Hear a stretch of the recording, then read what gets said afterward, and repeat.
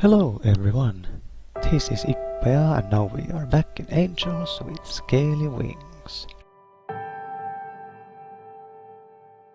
Last time we were left in chapter 3.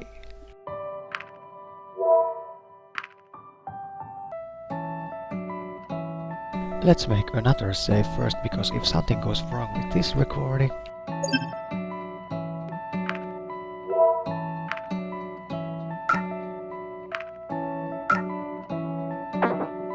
there's a backup. So the morning sun declared the arrival of a new day and woke me from my vivid dreams. Memories of my home, enclosed within the towering perimeter wall, raced over my head. The peaceful landscape outside the apartment window stood in defense of these old halls. Rolling hills and blue sky were familiar to me now, and the purity of the sight gave me hope.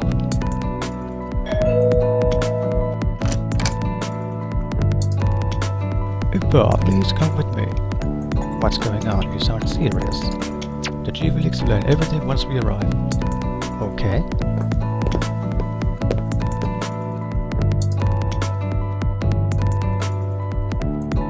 Hey Chief, Ippe is here. Thanks Sebastian, you can deal with the situation here while I talk to Ippe, alright? Of course. Ippe, I've got some really bad news. Well, what is it? You know Anna, right? I've met her, yes. I'm sorry, I don't know how to say this. Oh, don't you me. Those few words were enough. Dread sank in and I already knew. Don't. I ignored his words and walked past him.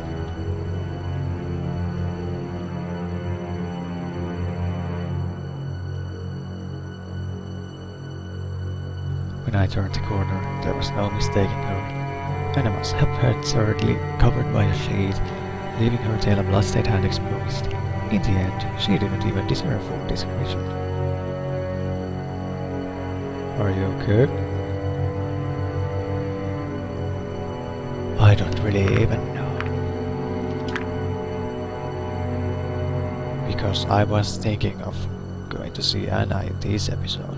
But it seems it's too late. Is there anything that I can do?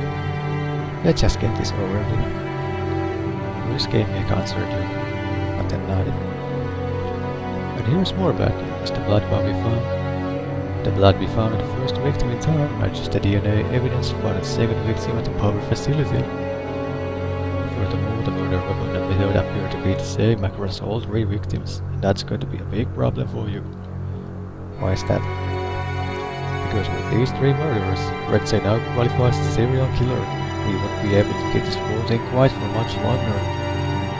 Higher authorities, including the ministry in charge of your war visit, will know about this soon. I have no idea what will happen once they do.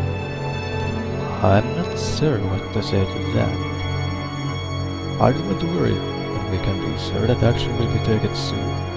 I've been concerned this possibility for a while, but I think it might be best if you went back to your own world for now. This way, we can take action before the minister does and before this all becomes public. If we wait, we don't know what they'll do or how the public will react. With everything going on, it's too dangerous for you to stay here. No. This would be the worst possible time for me to leave. We've given up our PDAs and hardly have anything to show for it. We are on several more generators, and let's not forget that Reds are still missing. If I leave now, the only thing I return home with is my life. I'll have lost everything else. We need those generators, Bruce. I have no idea if your authorities will continue to uphold our legal, or what they do to Redsa, but I'm not leaving until this is over. If that's your decision, then so be it. Anyway, let's get back on track. I got you here for a reason, well. In addition to the murder, several things were stolen, among them your PDAs, batteries, and some components used to build generators. Does that ring any bells? Not really. Retsa might have some knowledge of electronics, but I doubt he has enough to assemble one of your generators, even if he had the parts. Strange. Even so, it's fair to assume Retsa's involvement at this point. No one else has a greater motive to steal the PDAs, especially after what happened between him and Maverick. Unless someone wanted to frame Redsa in order to sabotage this full operation. Do you really believe that? Hey, I'm just saying that it's possible. I'll shelve that idea under possible, but unlikely. Hey Chief, are we done here? Pretty much. Why do you ask? We just got a message from the IRAPs. You and Ippe are to report to the Minister of Culture and Arts immediately. Immediately, as in right now? Yeah, apparently. What's going on? To be frank, I don't know if this is an extraordinary situation, and now that it's getting out of hand, they must want to address it. So, the worst possibility, maybe it's not going to be a big deal, maybe they're going to throw a surprise party. Yeah, right. So the worst possibility. If you expect the worst, at least you won't be disappointed. Sebastian, you can finish up here and go to the minister when you're done. We'll probably have to make some arrangements after this meeting. So think, Chief. Let's go then, shall we? It's not like we have a choice.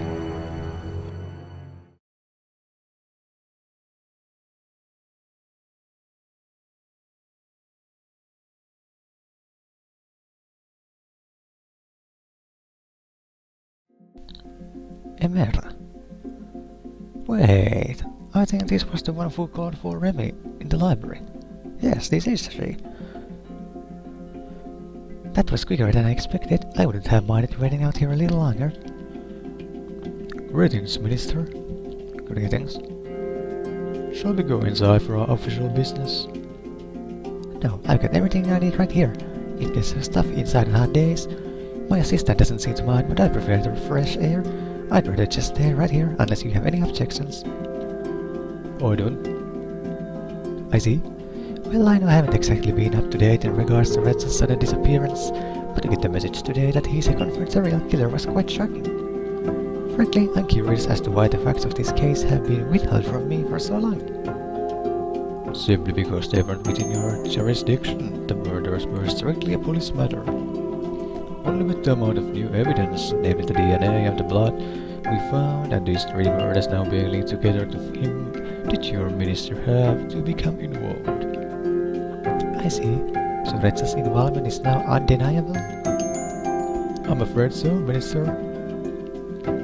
Facts are nothing to be afraid of, though in light of all this, I'm starting to worry about my personal safety. With all the cards, I don't think our species has much to fear if we consider the murder weapon. Speak for yourself. You don't think someone of my standing needs protection? Oh, for sure. If you are worried about your personal safety, we could look into an escort for you. Good. Considering all the murders took place during the night, I'll certainly need it. Long days are endemic in my line of work. But that's enough about myself. We now face the question of what should be done about Redsa and Ippe. Minister, we continue our hunt for Redsa every day. As a matter of fact, Ippe has been helping us do so for a while now. Is that so? One human murderer, another detective? Interesting. But how do we know if Ippe isn't following a similar plan to Redsa's, whatever that may be? Similar concerns were leveled by Redsa's escort Maverick. It was his overreaction that caused Redsa to run away in the first place. Not the human type for once, Chief.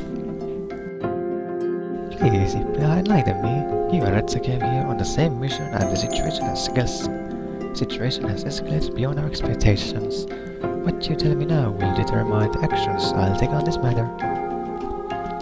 Maybe you should start by telling me your side of the events from the beginning. Redsa was fine during his early days here. Things only went wrong after you arrived. I opened my mouth, but Bruce spoke first, determined to defend me. Arguably, the problems that caused all this were apparent even then. How so? Maverick suspected Redsa of planning something, but I didn't think he had a case. Well, did he? No. What he had was a suspicion. The night he followed Redsa, he found both him and Ippe at the portal. The humans intended to send one of their promised generators through, but there was a confrontation that ended with both Maverick and Ippe wounded, and Redsa ran away. Redsa's been missing ever since. I've read the reports already, Chief. The question is, did Maverick cause this or did he just fail to prevent it? I have no way of knowing that, Minister. You just mentioned your apparent knowledge of problems back then. Problems may not have been the right word. Let's just say Maverick's attitude was not helpful during that encounter. Why did you choose Maverick as his escort in the first place? Protection for the human ambassador was my greatest concern when I made that decision, and Maverick was the most capable individual in that regard. Well, that worked out nicely, didn't it? You also seem to think that Maverick shouldn't have remained as escort. Is that true? Yes, had I paid more attention to the warning signs, this situation may have been avoided. So you accept responsibility for the incident? Yes, Minister. I see. Now let us go back to the topic of Ippe. Reza was your partner in humanity's mission to come to this world. His list of criminal activities not only includes murder, but also theft of generators, electronic components, and the PDAs your people gave to us. I understand why Bruce would reason that you could help with the investigation, but we have no other choice but to be suspicious of Reza's partner. What was your motivation when you agreed to help us?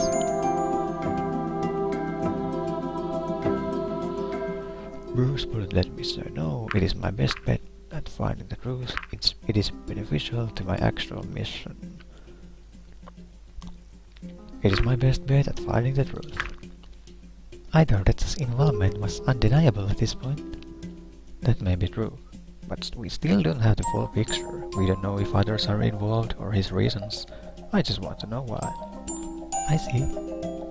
Well, after reading up on the full situation here in both your accounts, I believe that Ippe is trustworthy. Nevertheless, I think Ippe presents a great risk. Why is that? After this meeting, I will hold a press conference to inform the public of the current situation. The people must know the danger posed by Reza. No matter what Bruce and I think about your involvement, the public could feel differently.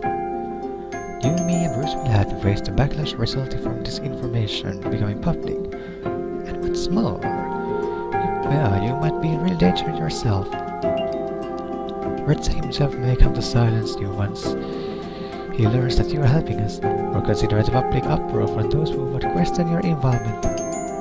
All things considered, it would be best if you return to your own world until the situation has been resolved. I came to the same conclusion, Minister. But I just arrived. Then with your support, this is what shall be done. Please don't. You don't agree? If you send me back now, this diplomatic relationship is over. I'd have to admit defeat to humanity. There is no way I can return without your generators or PDAs or Reza. Maybe you could explain to them what a great choice of an ambassador Reza was. But I was his partner, so in a way he's my responsibility. I can't just go back like this. I'm afraid that's not enough. It certainly doesn't outweigh our reasons for sending you home. Just let me explain, I'll tell you everything.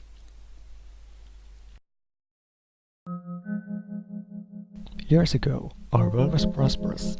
Our technology was far more advanced than yours even. Computers not only graced every household but every single person. It was the age of information. Even children had the power to access the most advanced knowledge at their fingertips. With our PDAs, our interconnectedness with other people and our environment was greater than ever. From locomotion to repetitive work and household chores, many processes were automated to such a degree that except for our jobs and hobbies, there was nothing that needed to be done by a person anymore. Even the concept of someone wielding a weapon was outdated, as wars were no longer fought by people but machines. Looking back, it was probably the single most prosperous time in human history. Exploitation of the environment and other people was at an all-time low as was crime. Conversely, our technological advancements had drastically increased quality of life. Humans were no longer required for strenuous and repetitive tasks. Education had reached an all-time high, and many new jobs were created. General happiness had reached levels never seen before. Yet one day everything changed.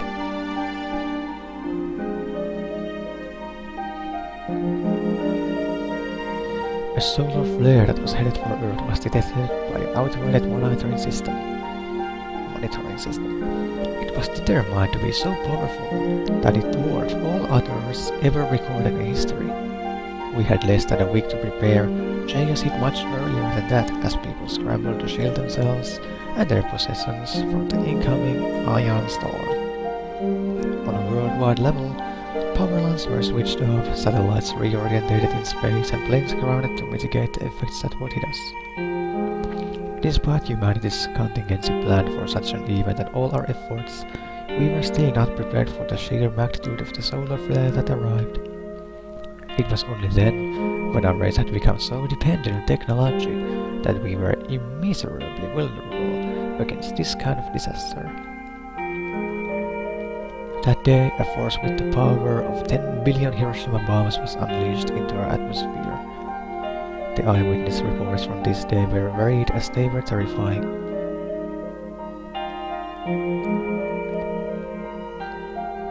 A huge, beautiful aurora could be seen on the horizon before firebursts hurled across the sky.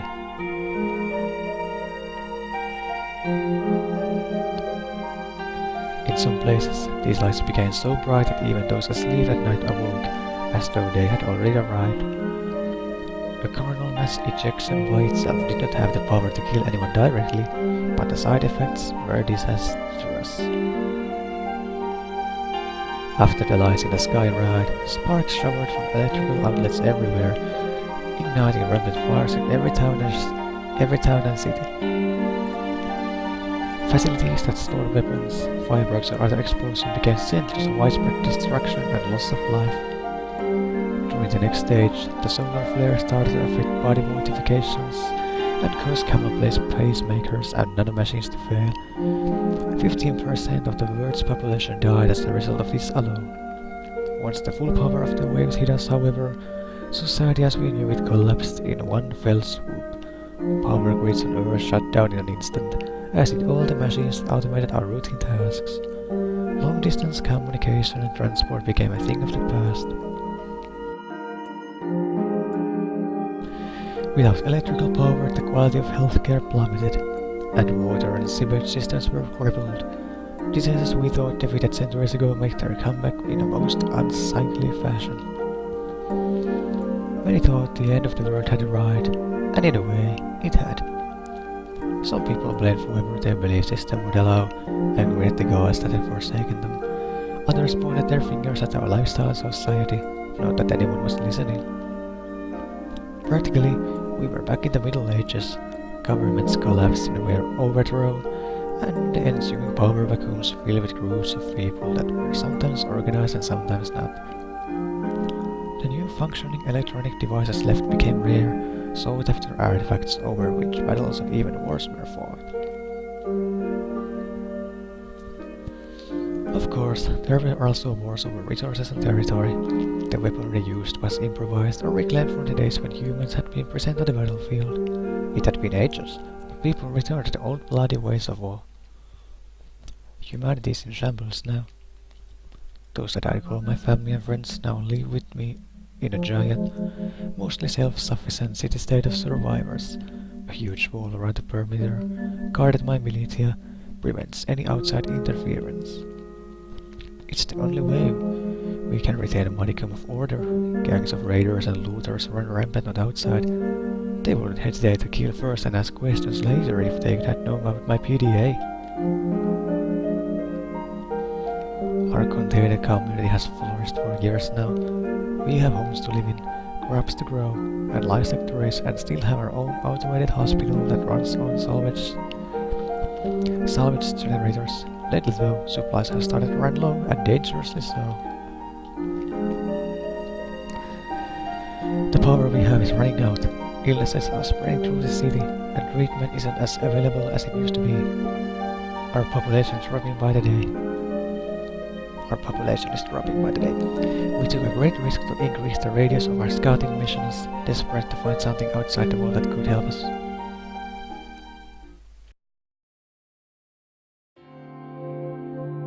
You already know the rest of this story. We find the portal and you. And now you know why this whole thing is so important to me. All our all our hopes lie in acquiring of the generators you promised us. The act of sending Red Sand me here has, without a doubt, already cost the lives of some people back home. Beyond the city walls and dead zone, we haven't heard from any other settlements for months now. The state of the rest of our world is unknown. When Red Sand and I were sent here, my peers made it clear that this was our last chance. If anything happens to us, no more people will be sent. If we can't manage to bring back something that will help, we'll have sealed the fate of tens of thousands that live in our city. I'm sorry, Ippe. I didn't know. If what you're telling me is true, it unfortunately does not work in your favor. As sad as your situation may be, it gives Red Sand motive. Desperate times call for desperate measures after all. In that one, it also gives you a motive. Considering the gravity of the human plight, it gives you all the more reason to collaborate with him. I'm not. What Red Sand is doing is wrong. You can't send me away under these circumstances because I'm your best bet at finding him. Even so, you would still be in great danger after we announced Red Sand's involvement in these murders. I cannot and will not take responsibility of the consequences when I know the risks. What about our deal then? In the wake of this new information as a sign of goodwill, we will send the generators you are owed through the portal once this is over, under two conditions. Humanity must condemn Red Sand's actions and we must reclaim the stolen PDAs. I've changed my mind. You should let Ippe stay here. Thanks, Bruce. I cannot take your word under consideration in this matter, Chief. Taking into account Maverick's actions and your responsibility for them, you will have to be dealt with separately. With my authority as the minister in charge of the human visit, my decision is to have Ippe sent back to the human world through the portal. Please, immediately. Chief, please arrange for an escort to take Ippe out to the portal now. I could do it myself, Minister. Well, we have our own matters to discuss. Chief and I would rather get that over with as quickly as possible. In that case, one of my officers should be here at any moment. I arranged for him to meet us here. How handy. Then let us wait for this officer of yours. It didn't take long for Sebastian to arrive. After the situation was explained, he was visibly shocked but didn't protest when he was given the task of sending me back through the portal. Let's go, Ippe. Don't I even get to say goodbye? Let us not waste any more time. You will still be free to send letters after you arrive on the other side. Just go, Ippe. Come on then. I have to leave. But I just arrived. We were silent as Sebastian and I slowly made our way to the portal. With each step I stood quite closer and closer to the hopelessness waiting for me in the roots of the human world. All in all, I certainly had a unique experience amongst these dragons, and although this place was filled with just as much drama and murder as back home, I will remember this world and all the people I met.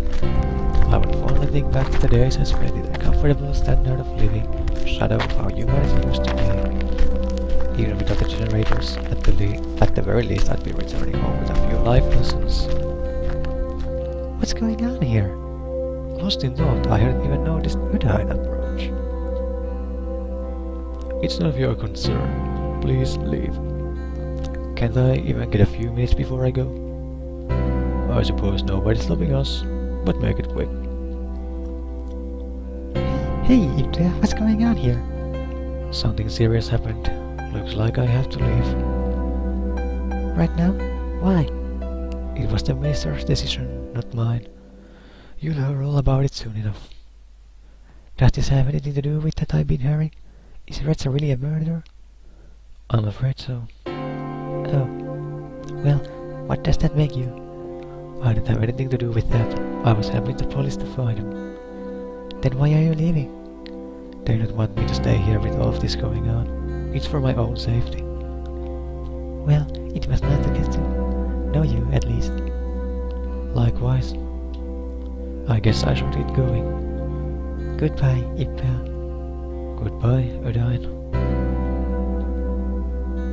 I remember her. That was the witness for Red's first murder. Did you know her? A little, no, yes. Yes. I know Odine. Or should I say I knew? I see.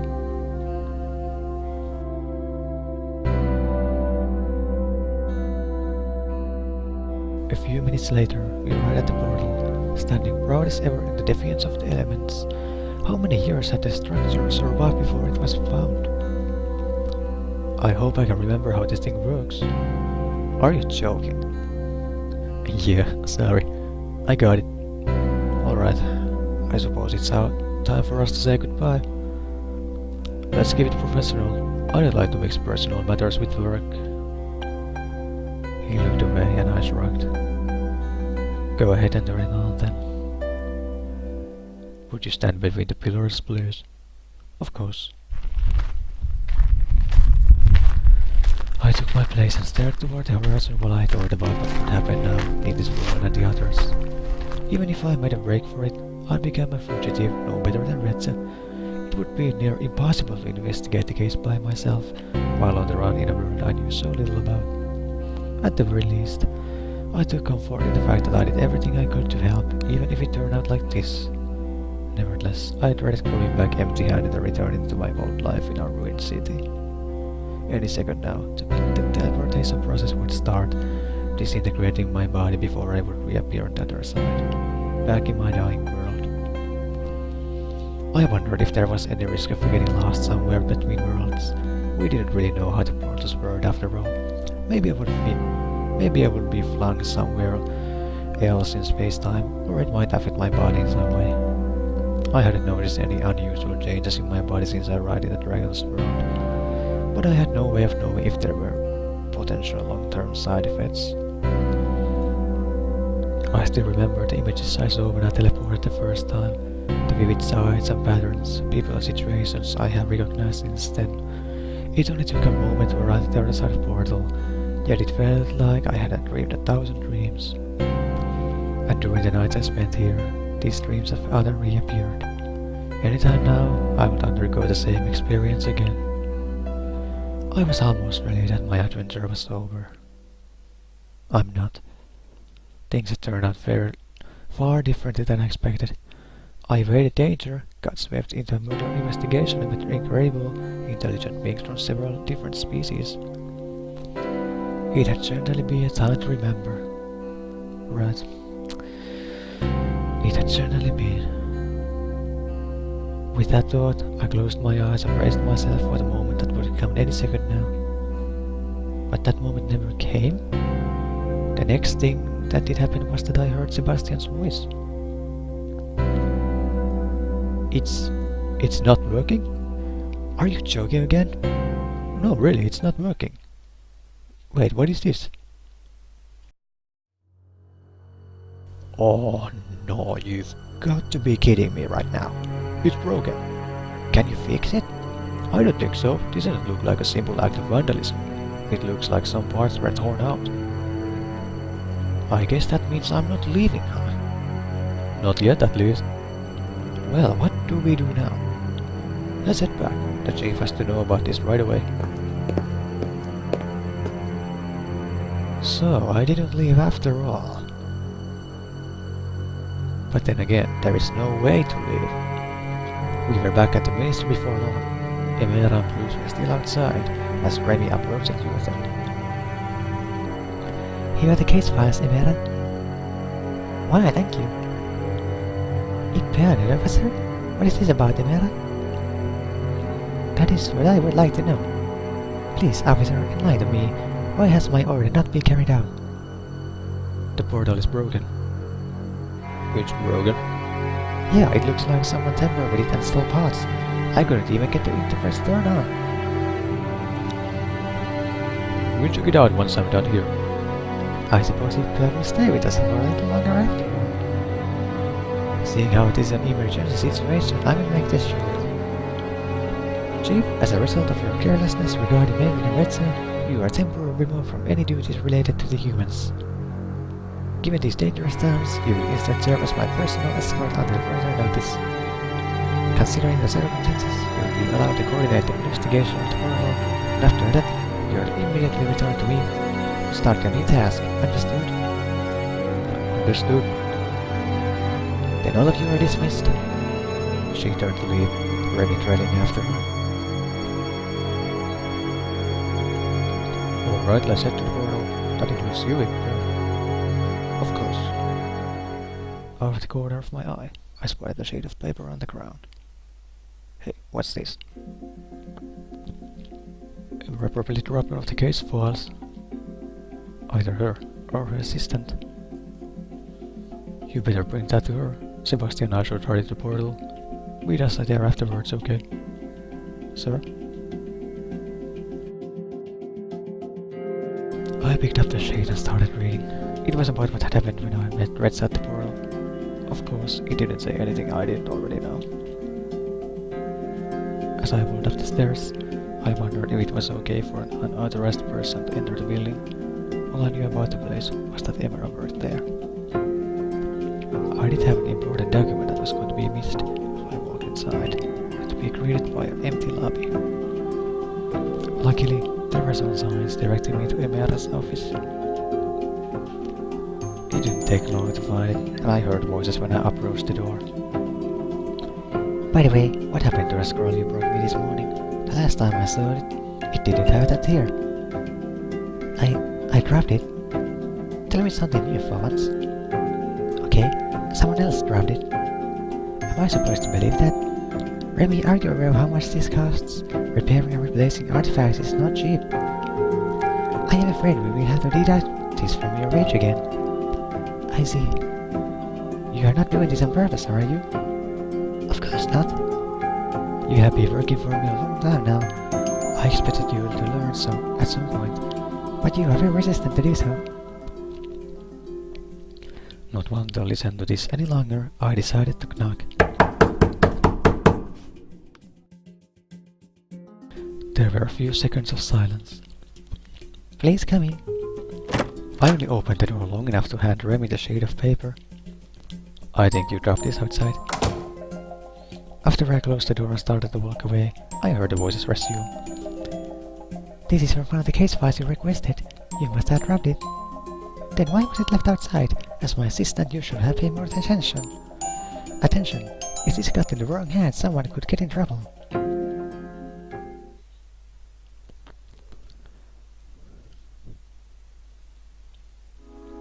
I made my way back to the portal and arrived shortly after Bruce and Sebastian.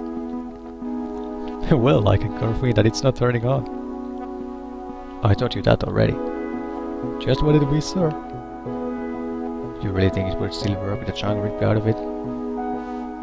Hey, I'm not an engineer. We don't know how the portal works. It was worth another try. There you are, Ippe. What do you make of this? I'm afraid I don't know any more than you do. I'm not an engineer either. In that case, we just thinking about the who and when. The robot draws a sound to the portal surrounding every day and night. If someone tampered with the portal, they must have seen something. Today's day patrol didn't notice anything unusual though.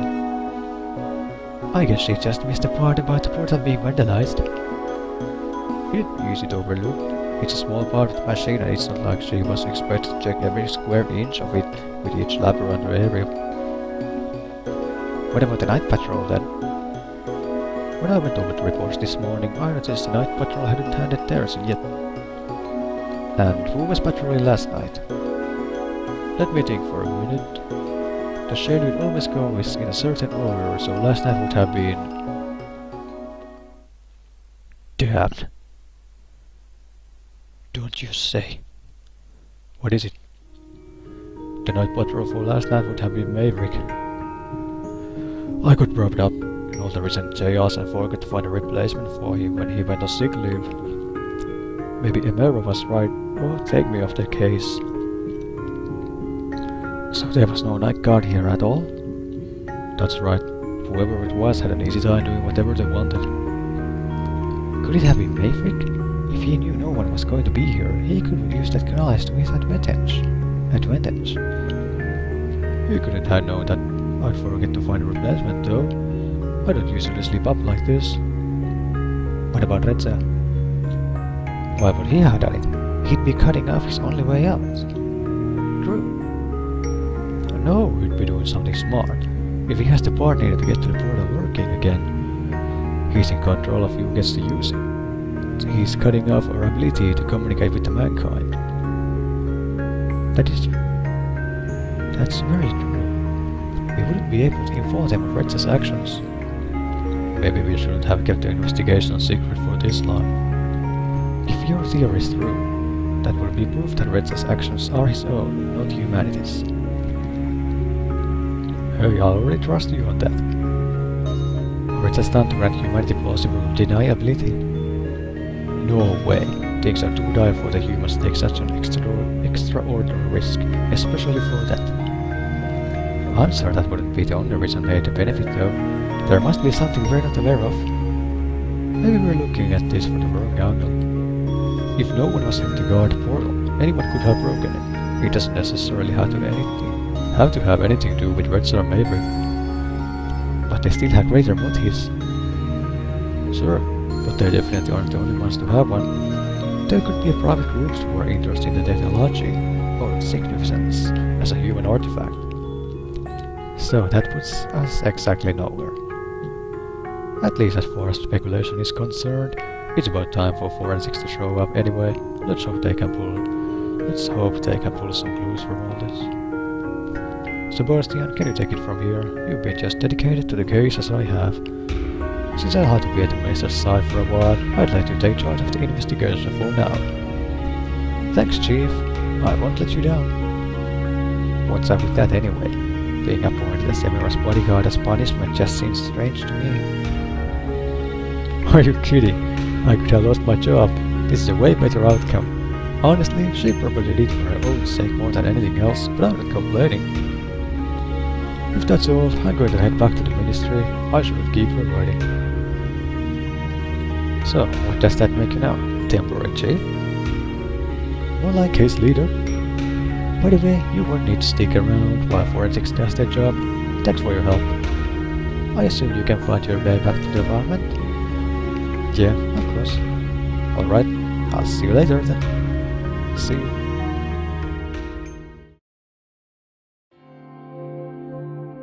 I considered spending my free time roaming the town, but decided that it would be best to keep myself out of the spotlight. After cooking myself a rudimentary meal, I considered picking up another book when the doorbell rang. Hey, Ippe. Hey, Sebastian. Do you need my help again? We're just a small-town police department, and with Bruce remote for the case, our resources are thinner than ever. I understand, so what do you have for me? First up is the primary witness in the last murder, Damien, the victim's assistant. He was the one who found her body. A few things have changed since this morning, as we've gotten some additional information from forensics that warrants further questioning. I know you knew the victim personally, so you don't have to do this if you don't want to. I'll leave the choice to you. You can find her assistant at the production facility. You seemed interested in that underground building found near the portal. I realized you might actually be able to help us with that. Since it's suspected to be of human origin, your opinion would be greatly appreciated. I guess I should add archaeologist to my resume. Maybe human matters consultant would be more appropriate. Do you really think it's okay for me to tamper with your priceless discoveries? Oh, you wouldn't actually go there in person. I just want you to take a look at the collected information in the archives and give us your opinion.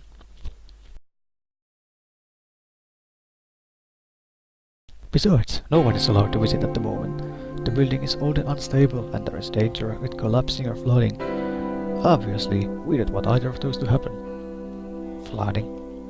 Yes, the full building is still underground, and we've determined that there is a rather large pocket of water surrounding it. Any kind of disturbance could endanger everything and everyone inside. I see. We also located another witness of the last murder. A store clerk reported seeing and hearing something, so it's probably worth it to ask him a few questions. Got it. Here are all the details. Visit me at the department once you're done. Sure thing. It was interesting that they still relied on me for the investigations, even after they tried to send me back to my world. I didn't expect them to allow me to help with police matters after everything that had happened. Now that the possibility of sending me back was eliminated, the advantages of having me on their side apparently outweighed the risks. Though, I had to wonder who would have to be more careful from now on. What should I do?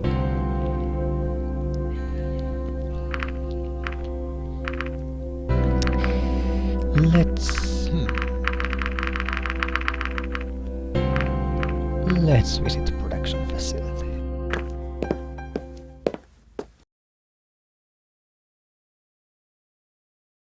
Hey, Ippe! Lauren, what are you doing here?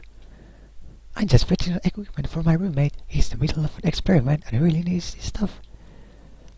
He sounds very emotional, which is very unusual for him. Sounds like it's serious. And you're here for important human business, I bet. Sir. By the way, how about I invite you to our place sometime? There's another thing you could help me with. What is it? I'd like to make some pictures of you. Okay. I want to use them as the references of the humans in my game. I see. Well, I can't promise anything right now, but I'll keep it in mind. Great, thanks. I should really get going before my roommate blows up the apartment. Sir, take care. You too. This should be the right place.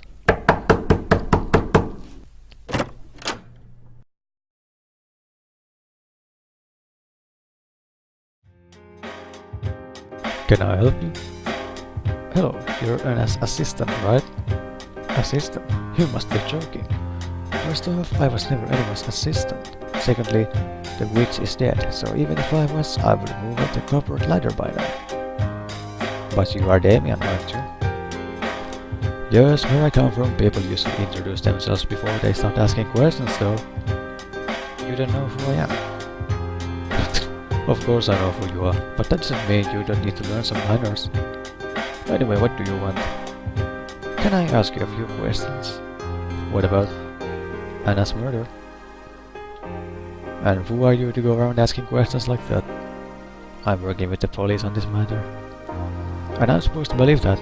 For all I know, you could be with the murderer, and are just here to find out if I know something that could implicate you. Well, according to my information, you didn't particularly like the victim. Not only were you the last person to see her lie, but you were also the one who found her. As you may imagine, these weren't some questions. You know what?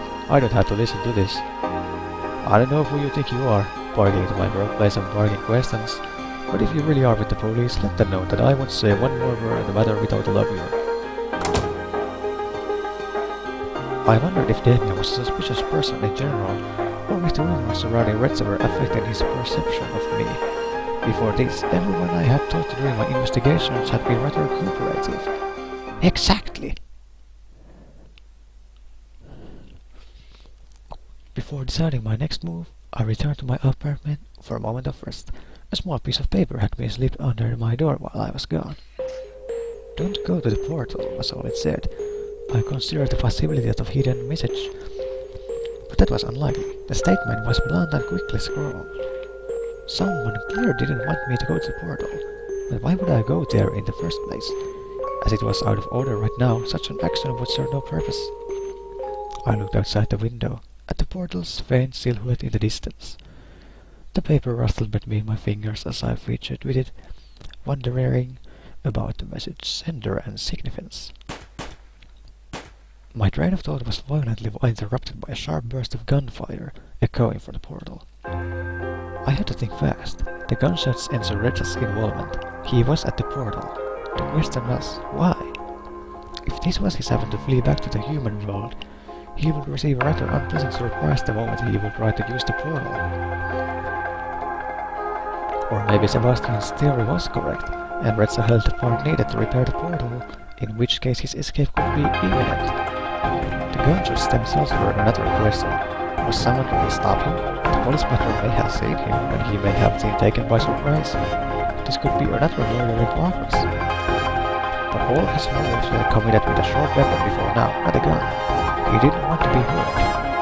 Besides, if it was only early evening, it was only early evening and the town was still bustling.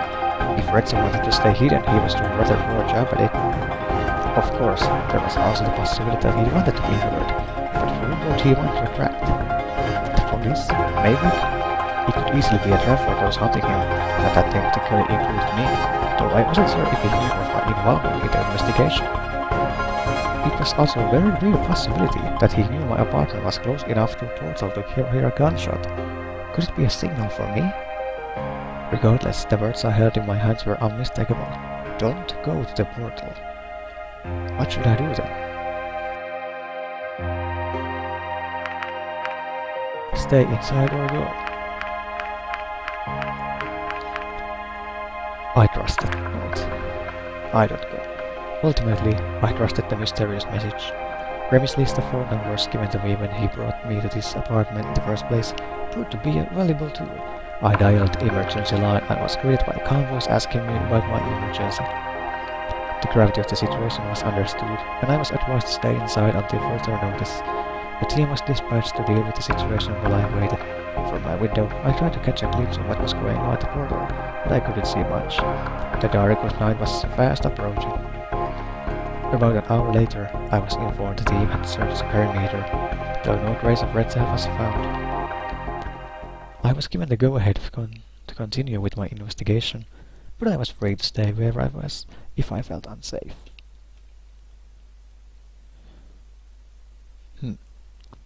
Visit the archives, visit the store. Visit the archives. I was on my way to the police station when a voice called out to me. Hey you, I'm talking to you, human. Who are you?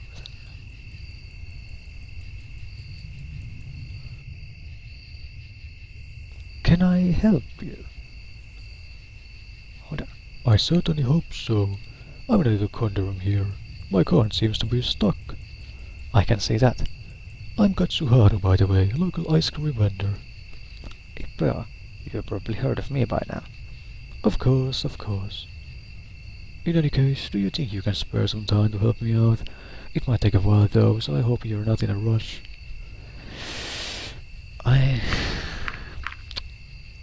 Well, of course I would like to help, but my investigation hasn't been too well for now. I'm sorry, but I'm kinda busy right now. Oh, that can't be helped then. Sorry. Don't worry about it. There'll be someone else along soon, I'm sure.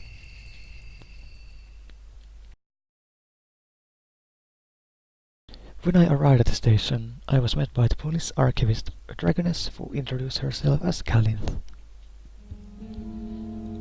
You're in luck, Ippe. Bruce compiled all the case files a while ago. Ever since you came to our world, he seems to be a lot more interested in these human mysteries. I wonder if it has something to do with you. Anyway, you can find all the files here. I'll leave the rest to you. Well, thank you.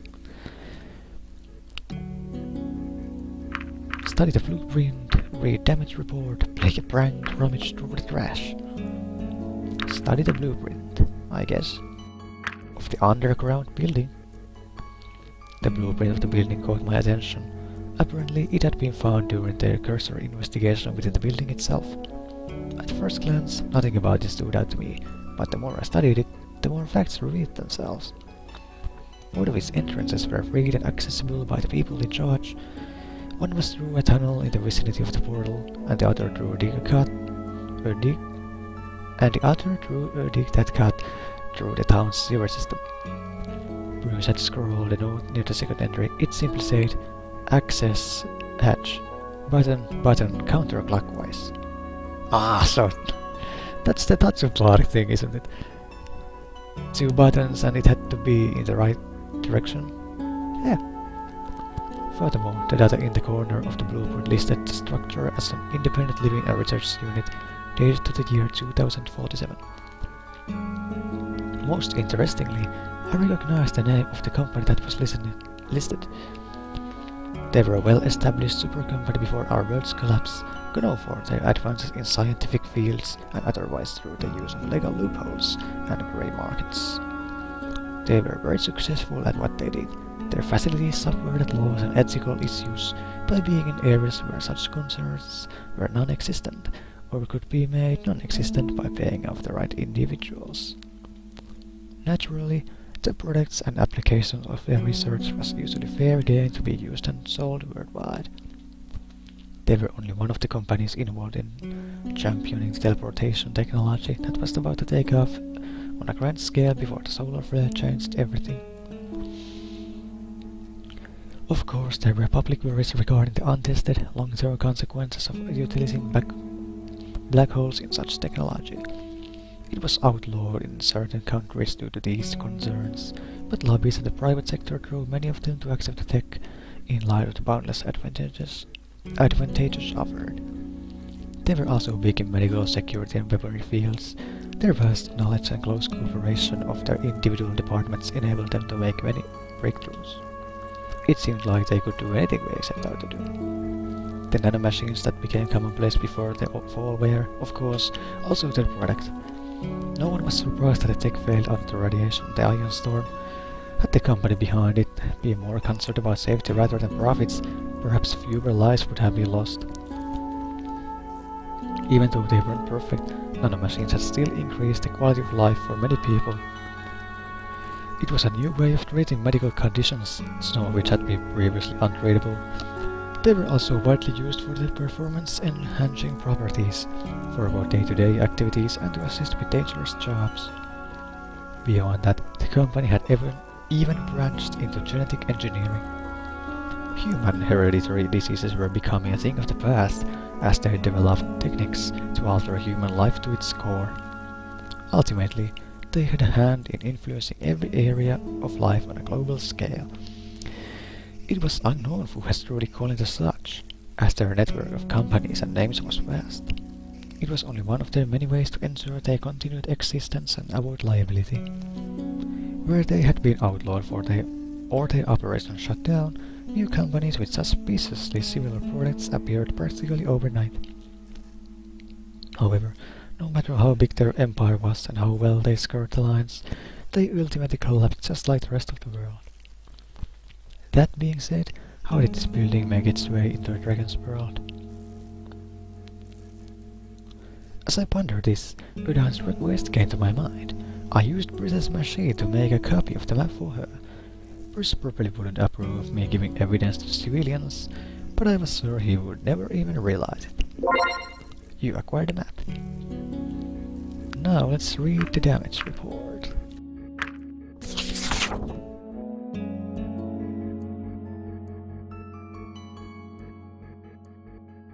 Hold on. Okay, according to the report, the investigation of the building was halted due to the acute danger of its collapse and the damage that surrounding water could cause. Since the building had unknown historical and technological value, there was a plan in place to drain the water pockets. The legal permissions had not yet gone through, however, and it would take some time for the equipment to arrive. For now, the building was stable as long as it remained undisturbed, but for obvious reasons, no one was allowed to enter. There were patrols guarding it day and night. Oh, look at the time. I better wrap it up here.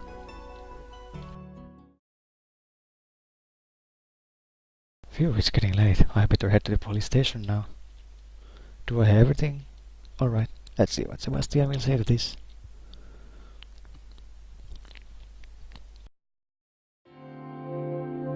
There you are, Ippe. It seems to me you've taken liking to Bruce's chair.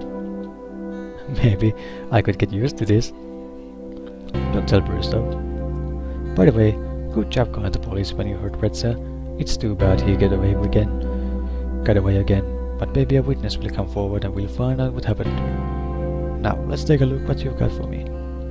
So what you learned about the map is fascinating, if not a little unsettling. While it's good to have confirmed its origin, to know that it came from your world is something else. It raises more questions than answers. How could something like a full building end up in our world? It's a mystery that needs to be answered. Not bad, Ippe. Not bad at all. Thanks for your help. I do what I can. I know, and your help is greatly appreciated, believe me, especially since we're so short on staff right now. That will be all for today. I'll contact you if we need anything. Of course. See you next time. See you.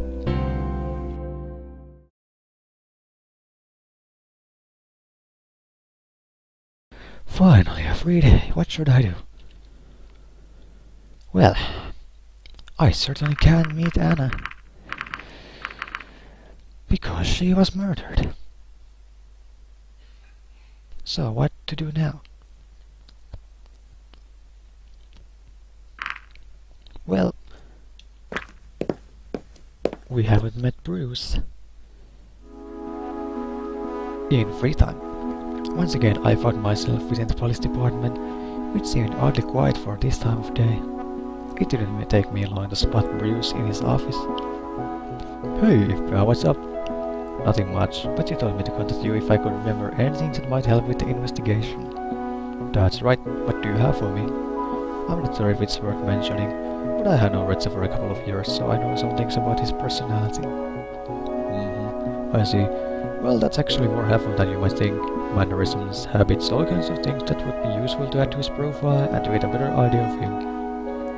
You know, I'm just about done here for the day, but if you want to discuss it over a beer or something, I'd be more than happy. I don't usually drink. That's fine, you don't have to.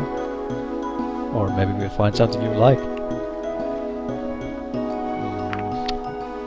Yeah, so let's make him mad. That sounds fair. Alright, let's go. Here we are. And just in time for a happy hour. Do you come here often? Sometimes. I'll take a hidden message of it. Hey you two, what can I bring you? Just the usual. One generous bill for the chief of police, sort of thing. How about you, Ippe?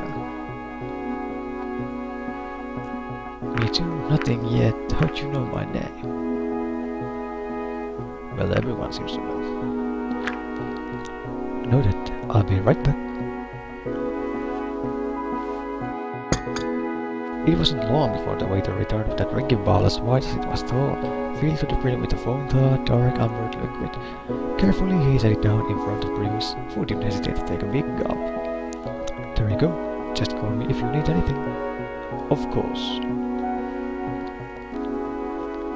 So, what is it you want to tell me about Redstone? There are a few things. I mean, there are probably not much, but anything might help, right? That's right. Anything unusual about him, anything that defines his character or stands out about him could help us. How about you tell me what you know about him? Well, the earliest memory I have of him was when we both went to the same school.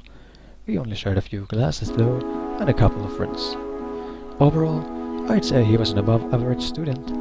We didn't talk very often, but he always was very outspoken and never failed to speak up to make his opinions known. He was the kind of person I'd fully expect to become a politician one day, or at least an activist of some sort. That's the impression I got from him. He spoke a lot, but you could also expect him to act on his word. Of course, his nature caused him to clash with the others, sometimes even including the school staff, though his genuine enthusiasm also garnered praise from them. He was quite the character. After we all graduated, I didn't hear anything about him for a long time. Only some years later, after we found the portal, I was surprised to find out that he was the human who would be sent to your world. He had volunteered. It wasn't until I was already here that I actually met him again, however brief our interactions were. But then I already told you everything about what happened prior to the eventual scuffle with Maverick. There's only one thing that stands out to me about those events. In the restaurant, when he told me about the letter, he mentioned I would know how to read its secret message. I know he values the use of his own intellect, but when I received the letter later, he apparently fully expected me to remember random chemistry class we had together years ago in order to see the message. I see. So you did not arrange this beforehand? Not at all. I had no idea. That is quite peculiar. I know. I still wonder what he would have told me if Maverick hadn't interfered when we met at the portal. We do as well, and you can believe that. How was Maverick even allowed to intercept his letter and read it? He could have easily done so since he was in charge of Red Zone and everything, but he totally should have. I mean, we wouldn't do anything of the sort with you. Everything he has done in regard to Red Zone has been poor show of character. I suppose so. In any case, thanks for telling me all this. You know when this kind of information could be useful. No problem. Just when I thought an awkward silence might set in, Bruce spotted the waiter and didn't hesitate to speak up. Hey waiter, bring me another. I hadn't noticed, but while I was talking, Bruce had been busy sipping his drink. The empty bar before him was a proof of his proficiency. Here you go. Maybe I should be going now. Oh, come on, stay a little, considering we're already here. Might as well enjoy the evening, right? I mean, you don't have to, but I certainly will. Or do you need to be somewhere? Well, I guess I'm not really in a hurry. That's what I like to hear. Waiter, bring us another beer. Another one? This one's for you, silly. You know, Bruce, I don't really drink. Oh, come on, just try a little. Even if you don't like beer, you haven't had one like this before. Just for you, okay? You'll do yourself a favor. You know what? Why don't we have ourselves a drinking contest?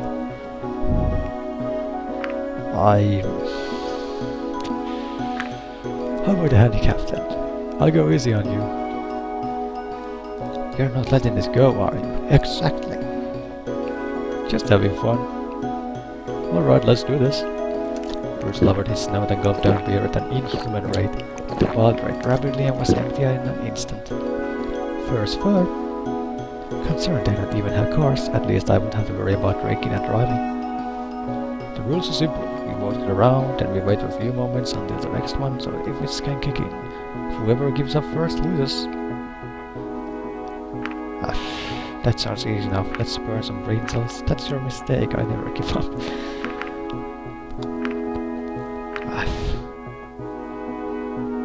Okay, large bowl. It's not really. Fine, let's burn some brain cells if you really want to. And may whoever burns more win. This is the true game of kings, I'm telling you. Alright, let's do this. He made a show of looking me in the eyes while he lowered his muzzle into the bar before he started castling his ring nicely. It was gone in seconds. Certainly, this was going to be tough. My confidence faltered, but there was no turning back now. How did I think I could win a drinking contest against a freaking dragon? Yeah. Nevertheless, I grabbed the drink, putting on the best show I could while I tried to recreate Bruce's feat. After the first sip, however, I realized it was very different from any other beer I had drunk before, yet I persevered through the intense taste until the glass was empty. I probably wasn't as impressive as Bruce had been just moments earlier, but I couldn't afford to show any weakness. My plan was cut short though, as I set down the glass and an unusually strong aftertaste hit me, causing me to make a face. How'd you like it? Oh, this is some really strong stuff. I told you, you better know beforehand how much you can take, or it'll hit you harder later on. Wanna give up already?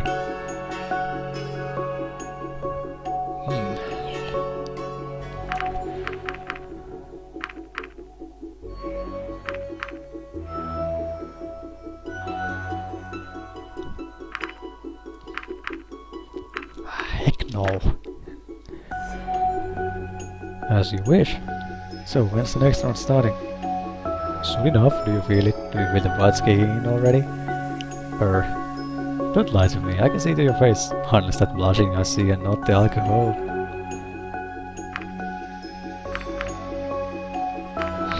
That's not a blush.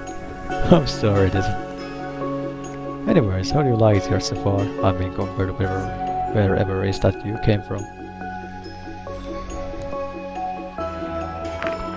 I'm having a drinking contest with a dragon, how could I love this? It's alright, to be honest. Well, how could I not love a drinking contest with a dragon? Well, it's not really exactly what I was coming to do here. It's alright. Good to hear. Maybe next time we'll send that dragon over to your world. That could be interesting. Waiter, bring us another round. Coming right up. Here we go. Having yourself a little contest, are we? You know how it goes. That I do. Be careful, Ippe. He's a pro. Well, I sure can see he's a pro. Did I hear something about a contest? See? Maybe. Up to your own shenanigans, I see. Now don't spoil the fun. I don't go telling people about what you're up to either. Point taken. Enjoy. Of course he wouldn't have challenged me if he wasn't confident he would win. Guess I'll have to just have to try my best. I went first last time, so it's your turn now. As I put the glass to my lips and started swallowing the dark amber liquid, I was struck by how much more difficult this run was compared to the first. One thing that always puzzled me about seasoned drinkers was the sheer amount of liquid they could ingest without issue. Keeping it down, however, was a much different question. But this contest wasn't about keeping it down. There. Your turn. Did I see you struggling there for a second?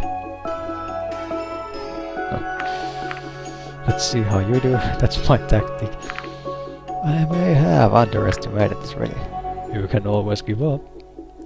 As for my turn, let me demonstrate. Once again he consumed his drink. Though his twigs were noticeably slower than before, his resolve was also fading, though not as fast as mine had, as he clearly held the advantage. Was there any way I could still turn this around? There. Now let me ask you a question. I know you want to tell me all the stuff about Redsa, but was that the only reason you wanted to meet with me?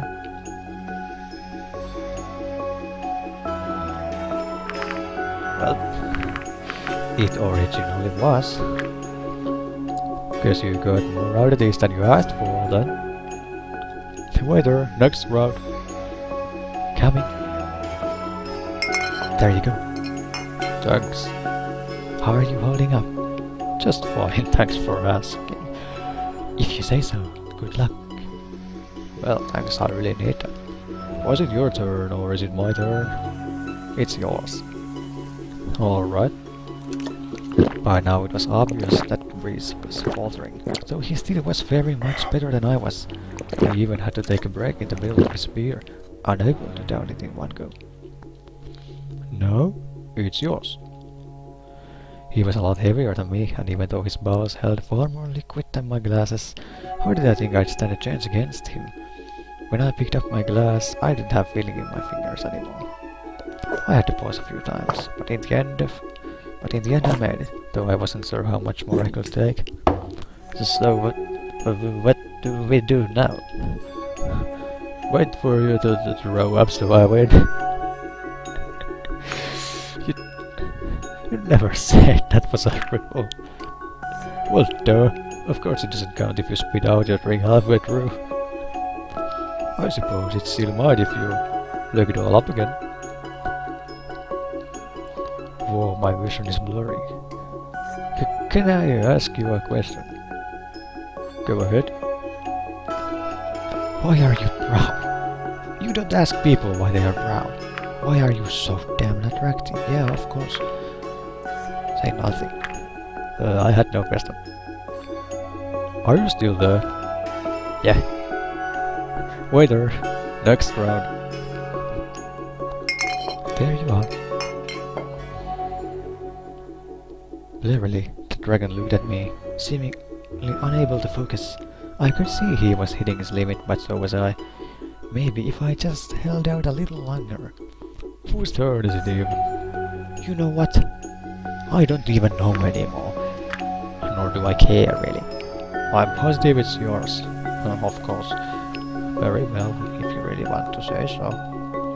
At this point, I had difficulties picking up my glass. I was about to give up, but I was sure if I held on just one more round it'd be over. I could still win this. I had to wait a few moments after each ship in order to... Ship? No, after each sip in order to continue.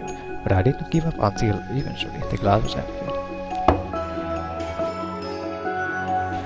Your move, chief. Second this. Nope. Say nothing. For the first time, I could see something in his eyes other than his always present confidence. Was it disbelief or insecurity? I guessed my feet caught him off guard, as he seemed genuinely impressed. If nothing else, this showed me that even his own conviction was cracking now. I could totally win this. You're cute. I like you, I really do, but I sure as heck am not going to let you win. What should I say to that? He was struggling. It became more and more obvious as he tried to swallow the liquid in his palm bit by bit. He stopped at one point, panting heavily. I considered taking a cheap shot at him, but as he had refrained from doing so during my turn, I wasn't going to start now. There. I was getting tired. I could hear Bruce's voice, but I could not make out the individual words anymore. I decided to rest my eyes, just for a little bit. Oh, great.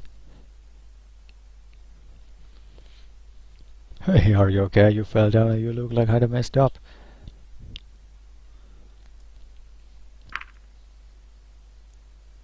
Yeah. Good to hear that. Ready for another round, or do you give up? I think it's better stop. Guess I'll just have another to secure my victory then. Are you serious? You know, it was fun watching you and all, but you both had enough for the evening. I think you better leave now, after you come out for under the table, that is. Oh, really? Seriously? This is too great. Yeah, right. Alright, I'll be going then. Wait a minute. What is it? Maybe you should go with him, just to make sure he gets home safely and doesn't do anything stupid, you know. It's kind of an unspoken rule here, that whoever is his drinking buddy does so. When I looked over to him, I discovered that Bruce has passed out for the moment. This is getting better and better all the time. This got pretty difficult. Fine. Thank you. Come on, let's get you home. He's still unconscious. Dump some water, slap him, put some pepper. Pepper. Right, it'll be like a smelling salt. Oh, that was actually the salt, not the pepper. Let's try that again. What? Is that you, Ippe? Where am I? And what did you do to my nose? Did you show something in there while I was out or something? We're still in the bar, and I just put some pepper there to wake you up. That's the best you could come up with? I'm drunk. What do you expect? Oh, shut up. Come on, let's get you home, you big wuss.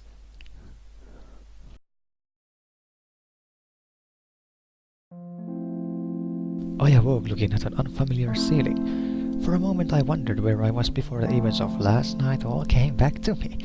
As I could have looked around, I realized that I'd apparently slept on the floor. Where am I? This is not my apartment. Well, I assume this is Bruce's.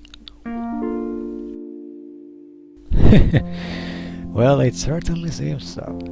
Guess I must have passed out after I got Bruce home. Hey, Bruce. You are salivating. Wake up, fatty. Good morning, sunshine. You are salivating. The dragon moved down and let out a groan before he opened his eyes. Just as you do occasionally, I bet. Damn my head. Why are you even here? I guess I must have passed out after I escorted you home. Alright, after a little game. Do you remember who won? I don't even know, but you stood your ground and I respect that. You didn't do anything funny while I was out, did you? The dragon rose from the couch with a nice morning stretch, rubbed his eyes, then held his head high as he let out a grunt and a big yawn. Alright, you know what? I'm sorry. The full contest thing was a stupid idea and I shouldn't have suggested it, especially not to you. Well, it's not like you forced me to participate, so I suppose I share some of the blame. Let's just pretend the whole thing never happened. Deal. Thanks, Bruce. Wait, What time is it? Damn, I should really get going or I'll be late for work. You know how to get back to your apartment from here, right? I think so. Guess you should be going as well, kiddo. Maybe I'll see you some other time.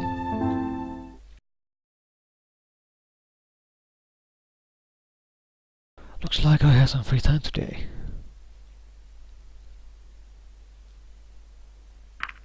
Remy, are you there? I really need to calm down. After all what happened. Thank you again for helping me the other day. Without you, I would have been trapped sorting books for a few more hours. Inviting you over for dinner is the least I can do. It's no problem, really. It really is. There's something else you could do for me, potato. Potato it is. Potato. I think I have a few potatoes. But potatoes alone don't make a particularly good dinner. Maybe we can find something else to go with them. Anyways, is there anything in particular you would like to eat? Anything will do. How about steak? I could go some meat right now. Do you have something vegetarian? Huh? How about a steak? Oh, you're in luck. I do have a few steaks we could dine upon. This might take a while, so make yourself at home. With those words, Remy walked into the partially walled-off kitchen. There was no door, so I saw him over the fridge and take out 2 steaks before he set them on the counter. Soon after, he was already preparing the various ingredients with his somewhat clumsy paws. He was silent for a moment, then lifted his snout and looked at me from over the partition. What is it? I was just thinking about something. I could help cook if you like. Don't worry about it. Alright. I looked around the apartment as Remy cooked and couldn't help but notice the almost mesmerizing tidiness that permeated the place. Shelves were filled with books, scrolls, magazines and other various trinkets. Suddenly, the repetitious noise of vegetables being cut ceased as Remy returned from the adjoining room. I'll be back in just a minute. He went down the hall and vanished through the bathroom door. What should I do? Examine the shelves, go into the bathroom. Yeah, right. Look at the pictures. Search his bedroom. Yeah, right. Wait. Escape while I still can. Wait. I decided to pass my time by humming the theme of a game show. Looks like Remy still isn't back. Well.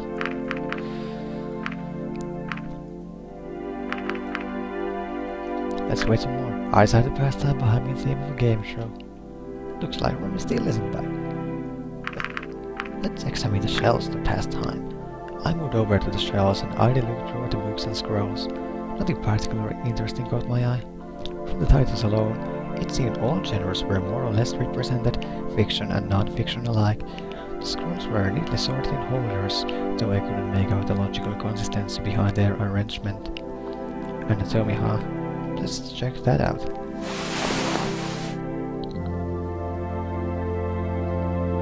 Right. I'm not quite sure what I expected. Remy's back. The bathroom door opened and revealed the white dragon. As he approached, I felt my stomach grumble quietly.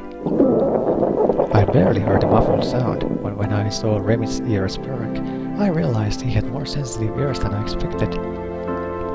Hungry already, I think. I suppose so. I'll start if you keep standing around. I'm so empty. Lift your shirt. You're alright. I suppose so. Although, your stomach already answered that question for you.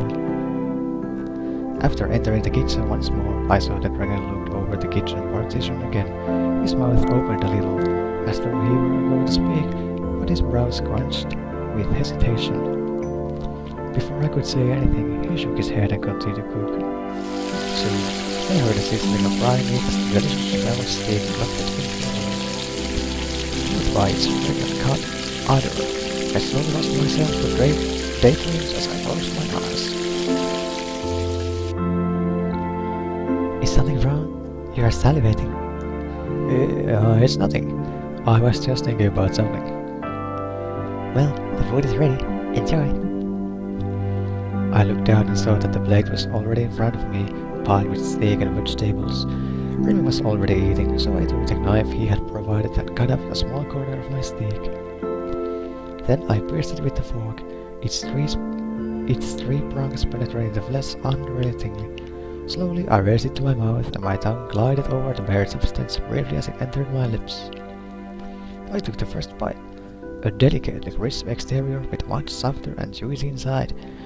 It melted on my tongue like butter as the taste spread to even the remotest corner of my mouth.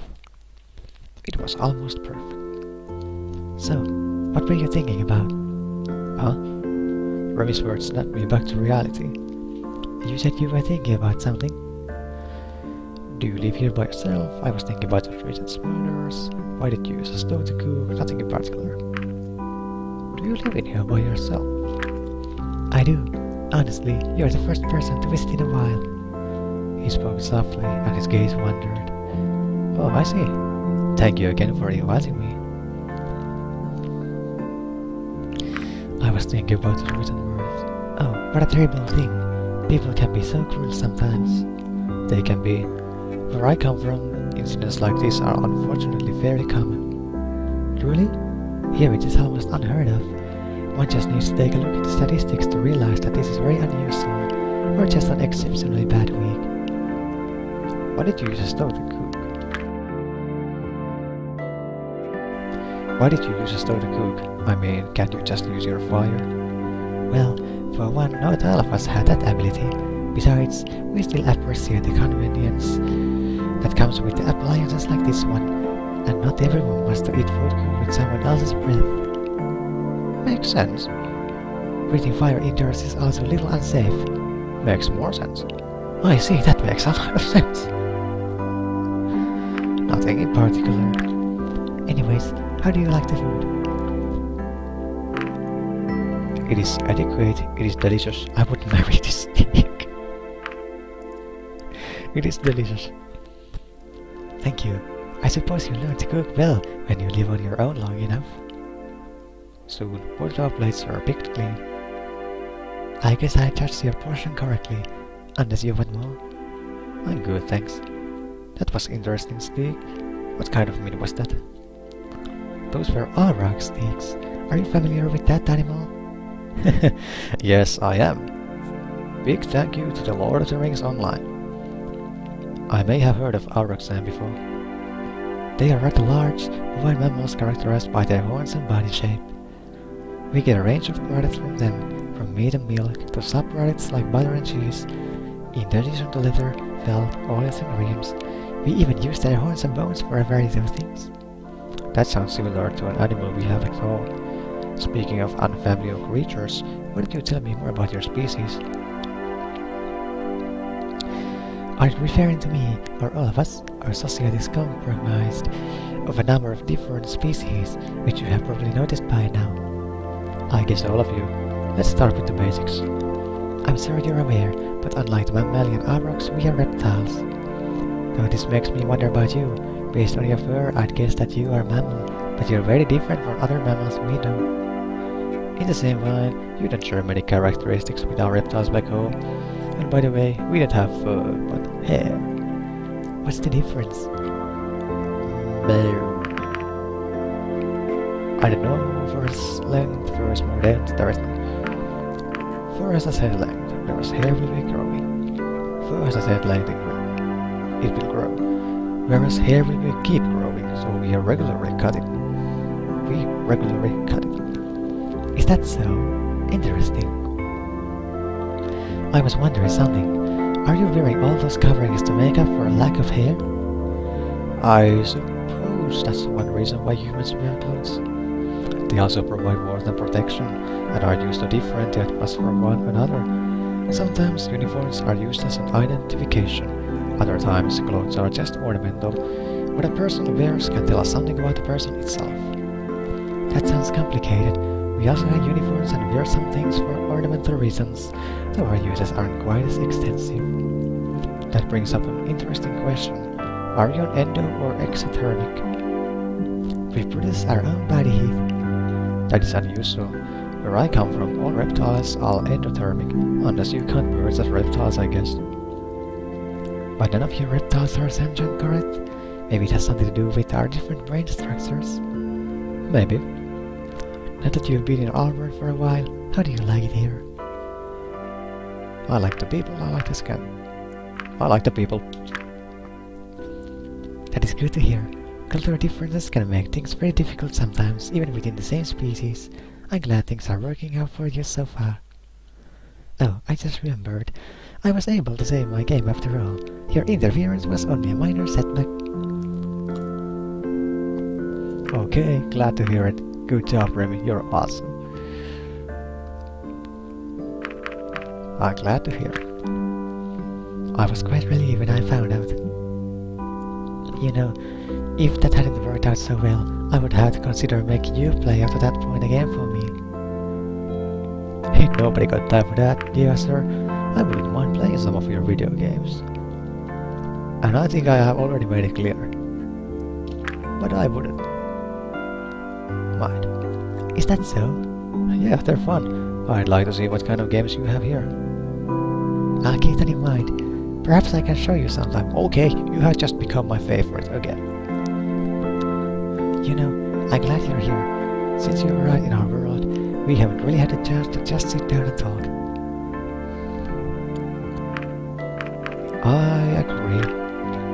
I agree. It's been a busy time for me, as you can imagine. Oh, of course. Thanks for taking the time to pay me a visit. I always have so many things to take care of that it's hard for me to find time to do something simple like this. At least it worked out this time. You do have a point though. I don't really know that much about you. I know where you work, but most of the conversations so far have revolved around things other than you and me. Why don't you tell me more about yourself? I don't really like talking about myself. Why not? I guess I wouldn't know what to say. I'm not really that interesting. I don't believe you.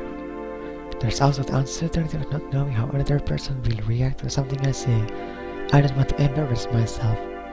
Hey, at least you told me that. That's something. I suppose.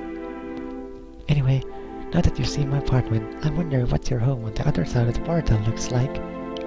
It's nothing special. Yours is prettier. Actually, everything here looks nice in comparison back to home. Is that so? In some ways, I'm not really looking forward to returning, but it's not like I have a choice in the matter. I suppose you could always visit if you wanted to. It wouldn't be that easy, I'm afraid. There was an extensive process involved for selecting who would go through the portal, and I was the only one. I was only one of many applicants. I'm still surprised that I ended up being chosen. At least you're here now. Indeed. So, what have you been up to since the last time I saw you? You mean since I went to the kitchen to cook steaks?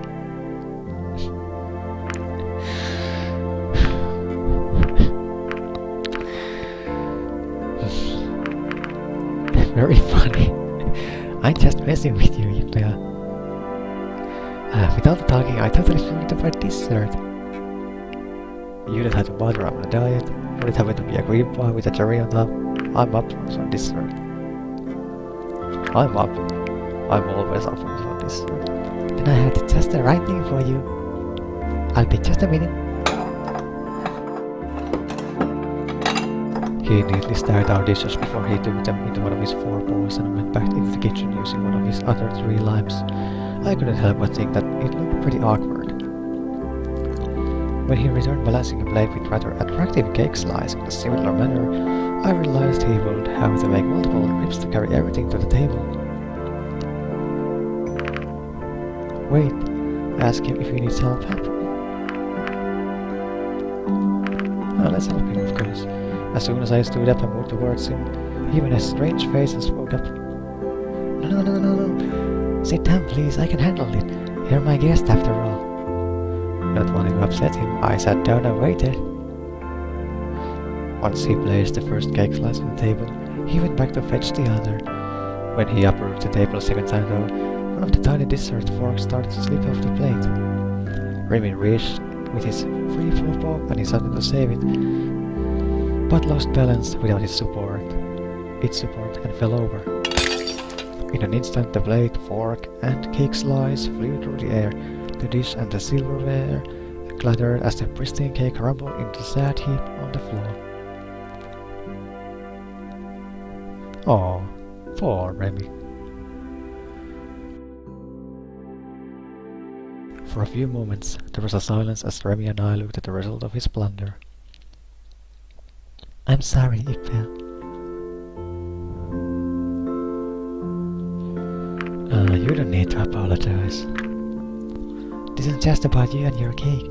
This always happens to me, no matter how hard I try. You have proper hands, so do some of the other species. How can someone like me even be a librarian? Not a day goes by without me dropping a scroll and unfolding it across the room. But the customers don't care or pity me too much to say anything. It's a common sight for them after all. This is about Emera, isn't it? I guess it is. I just don't see why someone like me got to be a librarian when there were others more qualified for the position, or who were at least capable of not dropping the inventory on a daily basis. She makes fun of you for it. I knew it. I mean, why else would she have me do this all the tasks? Me do these tasks all the time? Sorting books, carrying things from one place to another. I shouldn't be doing that. I shouldn't work somewhere to remember it is only the entertainment I provide. Why don't you look for a new job? These positions have terms, similar to those of ministers. If I ended my employment prematurely, it would look great. How long do you have left? A while. You should resign, get your report, you just have to enter. Get your report? Not really. It's not like I prove anything. Her public and her private demeanor are two very different things, and it would be my word against hers. I just wanted to have a nice evening with you, and now it ended up like this. I shouldn't have brought that up. Don't worry about it. I still think it was a nice evening. Maybe I should stop seeing such as your past then. I can help you clean up. Thank you, Ippe. We cleaned up together, and by the end, he seemed to be in higher spirits. Afterwards, we said our goodbyes and I left, not sure what to think.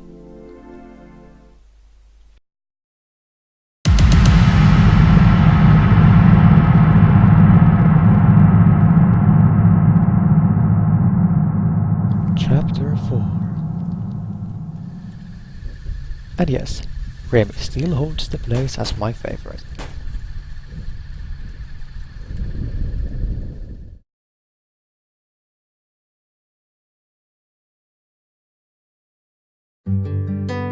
I awoke with my eyes fixed on the ceiling wallpaper, a sense of dread lingered from a nightmare I no longer remembered.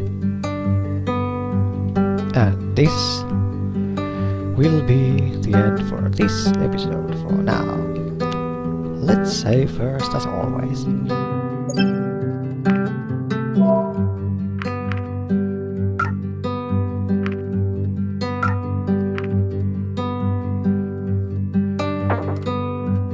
well then, this is Ippe, and we see you in the next video.